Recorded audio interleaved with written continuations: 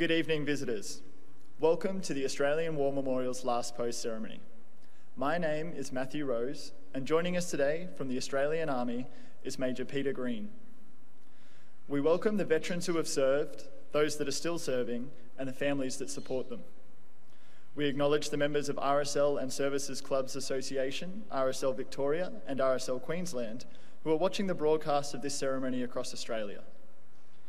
We warmly welcome Mr. Sam Wallace from Centenary State High School, recipient of the Oxley Spirit of Anzac Award. During this evening's ceremony, wreaths will be laid at the base of the Pool of Reflection by visitors and students on behalf of the following schools. From New South Wales, Australian International Academy, Kellyville. From Queensland, St Margaret's Anglican Girls' School. And from Victoria, Xavier College, Kew. I ask you to now please stand and join in singing the National Anthem.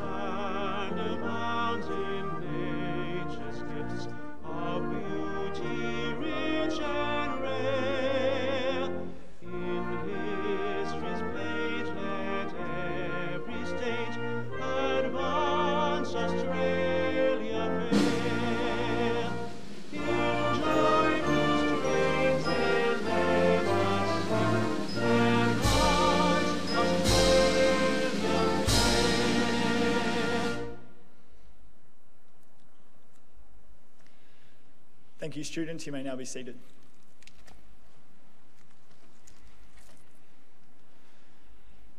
The Australian War Memorial was the vision of Charles Bean, Australia's first World War official historian. Bean landed with the Australian troops on Gallipoli and stayed with them at the front through to the end of the war. The idea of this national memorial and museum came to him at Pozières, France, in the depths of the bloody fighting of 1916. Bean's idea was that this would be a place where families and friends could mourn loved ones buried in faraway places. It would also be a place that could help all Australians understand what these men and women had endured and what they had done for us. Bean's vision, to which we remain true, is best expressed as inscribed in the entrance to the memorial's galleries. Here is their spirit, in the heart of the land they loved, and here we guard the record which they themselves made. Tonight, we will read the story behind just one of those on the Roll of Honour, which lists the names of more than 102,000 men and women who have given their lives for us in war and operations for more than a century. But first, we present a lament, Flowers of the Forest. Wreaths or floral tributes will now be laid at the base of the Pool of Reflection.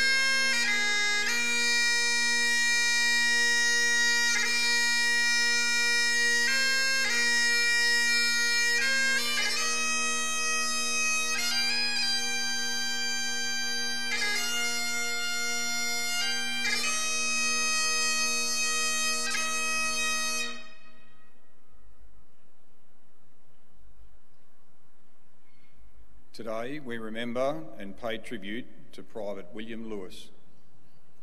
William Lewis was born in 1894 to John and Ethel Lewis of Adamstown, New South Wales. His father deserted the family when he was a young boy, and his mother raised her children alone, divorcing John in 1902. William, popularly known as Pug, went to work early, undertaking a 6-year apprenticeship to become a plumber. He and his brother Oswald were keen boxers, taking part in a number of local tournaments. William Lewis enlisted in the Australian Imperial Force in July 1915, followed by his brother in September. Both were posted to the 30th Battalion, with William leaving Australia for active service overseas first. Records are unclear as to when Private Lewis joined his battalion in the field in France, but it is likely that he was at Fromelles in July 1916. During the battle, the 30th Battalion played a secondary role, providing carrying parties for supplies and ammunition before being drawn into the vicious fighting. Both William and Oswald remained with the 30th Battalion during the bitterly cold winter of 1916 and 1917. Australian battalions rotated in and out of the front line in what was one of the harshest winters on record. In late November, Oswald was evacuated to hospital with severe trench foot in both feet. His feet were amputated the day before Christmas 1917, and he was sent home with artificial feet made for him in England. Oswald received a hero's welcome, and the people of Adamstown raised enough money to present him with a pony and sulky to make sure that he could get around. A little over 2 months after Oswald's operation to remove his feet, William was evacuated to hospital. He was also suffering the effects of life in the freezing trenches, contracting a bad case of bronchitis, which developed into pneumonia, and he was sent to hospital in Salisbury, Wiltshire. Although he seemed to be improving for a time, in late April 1917, he died of bronchopneumonia. He was buried in the Stratford Subcastle Church Cemetery near Old Sarum. His mother chose the following inscription for his grave: "Greater love hath no man, that he lay down his life for his friends." Her son had died at the age of 23. William Lewis's name is listed on the Roll of Honour on my right, among more than 60,000 Australians who died while serving in the First World War. This is but one of the many stories of service and sacrifice told here at the Australian War Memorial. We now remember Private William Lewis, who gave his life for us, for our freedoms, and in the hope of a better world.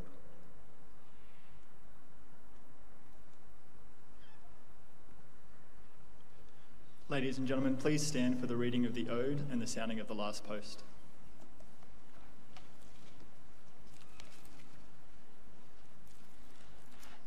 They shall grow not old as we that are left grow old. Age shall not weary them, nor the years condemn. At the going down of the sun and in the morning, we will remember them.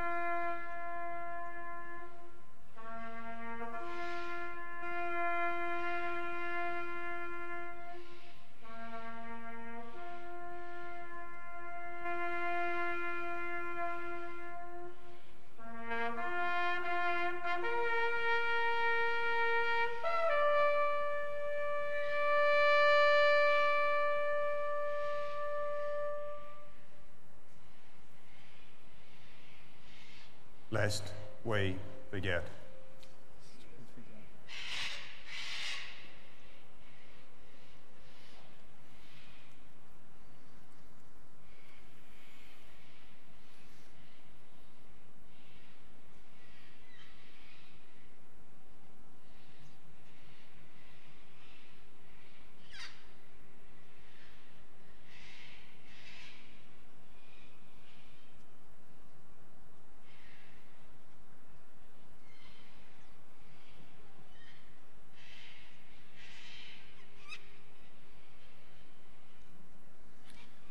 We leave you this evening with the words of the memorial's founder, Charles Bean. Many a man lying out there at Pozières or in the low scrub at Gallipoli, with his poor, tired senses barely working through the fever of his brain, has thought in his last moments, well, it's over. But in Australia, they will be proud of this. Ladies and gentlemen, that concludes the last post ceremony. We thank you for visiting the Australian War Memorial, and we wish you all a very good evening.